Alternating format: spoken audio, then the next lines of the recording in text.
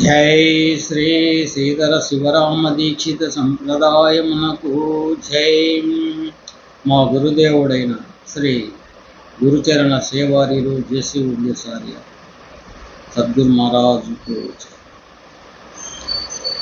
224వ కందార్థము గురుని లక్షణ. తొలు మంత్రపత్తమెక్కడగలదోయని వెతుకనేలా కలదంతట యావలి మంత్రపర్తమెక్కడగలదోయని చూడనేలా కాదా చూసేది వినేది అనేది తినేది అలతొల్త దానిని అవలోకనము చేసి కలకాల మెరుగాలు గల దాన్ని వీడు ఎరుకగదా చూచేది వినేది అనేది తినేది. శిష్య, తొలి మంత్రమగు ద్వాదశాక్షరి మహామంత్రము యొక్క అర్థము కానీ నిరూపణ కానీ ఎక్కడనో ఏ లోకములోనో ఉన్నదని వెతుకోవలసిన పని లేదు.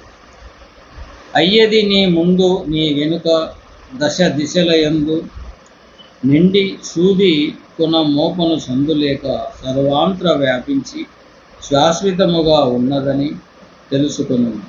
రెండవ మంత్రమైన షోడశాక్షరి మహామంత్రము అర్థము కానీ ఆ నిరూపణ కానీ ఎచ్చట ఉన్నదో అని ఆలోచించ పని లేదు.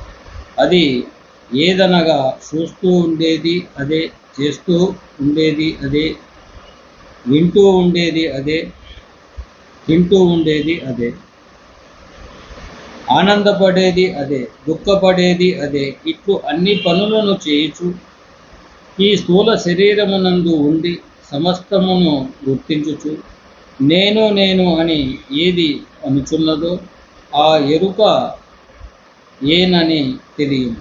ఇట్లు ఈ రెంటిని గుర్తించుకొని మొదటిది మంతార్థమైన బట్టబయలును నిలుపుకొని లేకనే కనపడుచు అనేక అనర్థాలకు కారణమైన ఈ గుర్తెరిగే శరీరము షోడశాక్షరిపై ఏ భ్రాంతి లేక ఉండుమని తెలపడమే ఈ మంత్రములలో గల అభిప్రాయమని తెలియవలను.